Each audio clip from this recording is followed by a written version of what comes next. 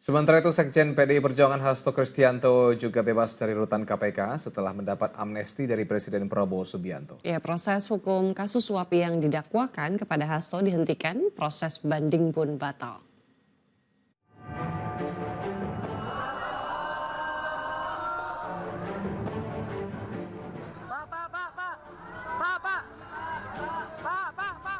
Sekjen PDI Perjuangan Hasto Kristianto Jumat malam akhirnya keluar dari rutan KPK. Hasto dibebaskan setelah mendapat amnesti dari Presiden Prabowo Subianto.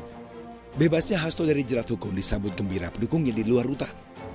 Kami mengucapkan terima kasih yang pertama kepada doa dan dukungan dari Ibu Megawati Soekarno Putri beserta seluruh anggota dan kader PDI Perjuangan yang selama ini telah memberikan suatu spirit yang luar biasa.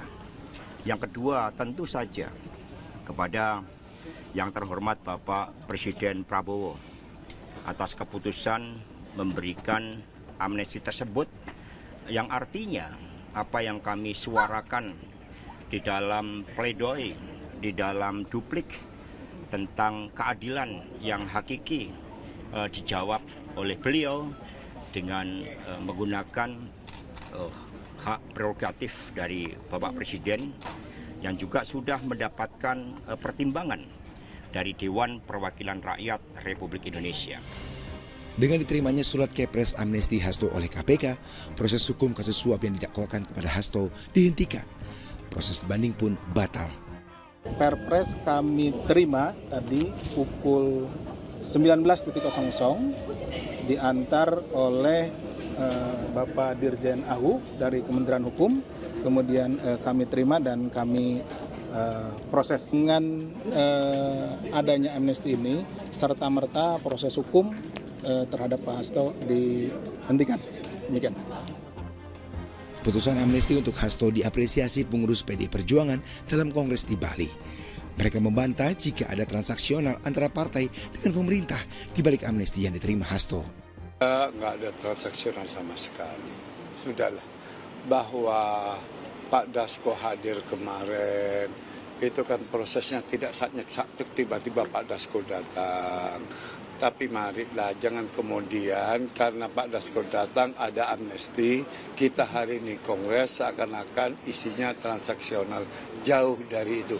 Itu bukan karakter PDI Perjuangan, bukan karakter Ibu Megawati. Sementara itu, Menteri Hukum meminta masyarakat tidak khawatir akan keputusan amnesti dan abolisi yang menjadi sorotan dalam upaya pemberantasan korupsi.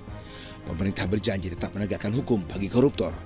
Khusus yang terkait dengan Pak Tom Lembong, kemudian Pak Hasto, sekali lagi, ini bukan soal Presiden sama sekali tidak mencampuri urusan proses hukum.